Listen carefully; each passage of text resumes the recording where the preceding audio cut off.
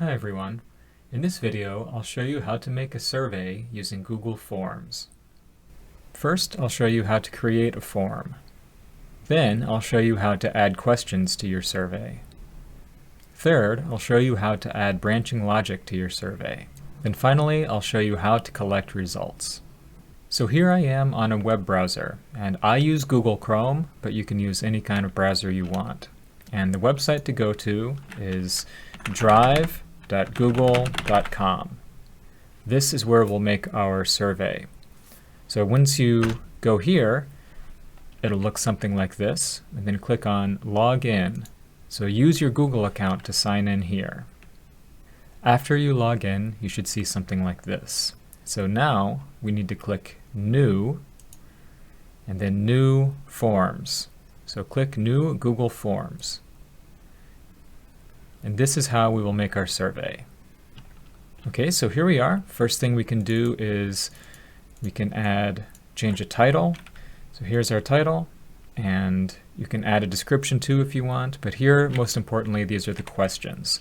So here's where it says untitled question, this will be your question.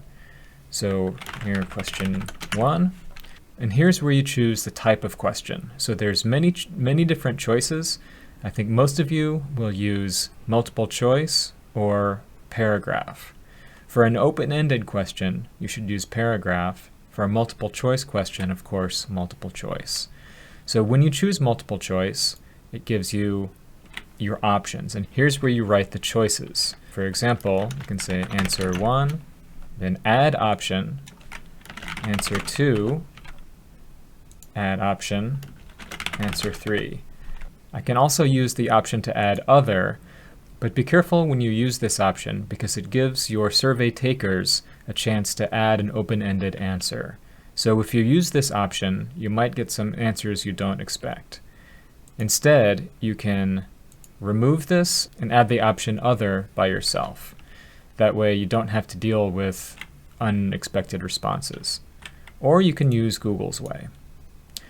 So I also recommend that you click required, so that way your test takers or your survey takers must answer this question. So now, moving on to the next question, click add question, and then again you choose multiple choice, or you can choose paragraph. So here, if an open-ended question, this long answer text, your test takers will be able to write their own response. And again, I recommend using required. And another trick you can do is to save yourself some time if you have similar questions, you can click on this duplicate button. And so that will copy everything exactly, and you can change here. So that might save you some time when you make new questions. So in your survey, make sure to add all the questions that you want. Now I'll talk about how to use branching logic. Branching logic means that there's sort of different paths after your test taker answers a question. What I mean by that is, say for example, I have a question, and it's a yes-no question, so there's two possible answers. The person could answer yes or no. If they answer yes, then they have a chance to answer question 2 and then question 4. If they answer no to question 1, then they'll have a chance to answer question 3 or question 5. If they answer no, they don't see question 2 or question 4, and if they answer yes, they don't see question 3 or question 5. So this is what I mean by different paths. There's the yes path and the no path. And this can be useful. Here's a very simple survey. Question 1, have you ever eaten sushi? Question 2, do you like sushi? Of course, if you answer no for question 1, it's strange to answer question 2. You can't answer question 2 if you answer no for question 1, because if you've never eaten sushi, you can't say yes or no if you like it. So we can make a simple branching path like this. So there's question 1, and there's a yes path and a no path. If you answer yes for question 1, then you answer question 2, and then you end the survey. If you answer no for question 1, then you simply jump to the end of the survey and you don't see question 2. Let's go back to Google Forms and take a look at that. Okay, here we are back in Forms. And here's my example sushi survey. And now let's practice what we did before by adding some questions. So question 1, and the options, Google helpfully suggests I can add yes and no. So these are my two choices, and remember, make it required. And so now we need to add the branching paths. So to do this, we need to create our yes path. To do that, we'll add a section. So click on this Add Section button. Now we have section 2. I recommend deleting the title, so that way it's probably less confusing for the test takers. And then we'll do like we did before, add a question. So this is question 2. And same thing, yes and no.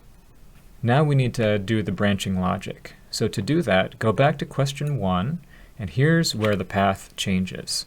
And if you click down here at these 3 dots, there's Go to Selection Based on Answer. And this is what you want to click to make the branching path. So click on this, go to Section Based on Answer. So the yes path will continue to section 2. No will finish. So submit form means the end. So if you answer no to this question, you'll jump straight to the end. If you answer yes, you'll go to section 2. And section 2 includes question 2. And if we want, we could add more questions to section 2. Of course, that's up to you. So in our survey, we don't have any more questions. So we can press this button, this trash can button, to delete the question. So we have our simple survey. So let's test it. Another useful thing about forms, you can click on this I button up here, and this is Preview. This will show you what it looks like. So we'll click on Preview, and here's what the survey looks like for the test takers, or for the survey takers. We have question 1, have you ever eaten sushi? If we say no, it'll go to the end. So we'll click Submit, and we're finished. Let's start over and see what happens if we choose yes. Question 1, have you ever eaten sushi? Yes. Now I can see question 2, whether I like sushi. So I'll click yes, and then Submit. That's how you use branching logic in a Google Forms survey. Now let's move on to the last section, which is collecting results. Okay, so here's a survey that I already did, and it has some responses.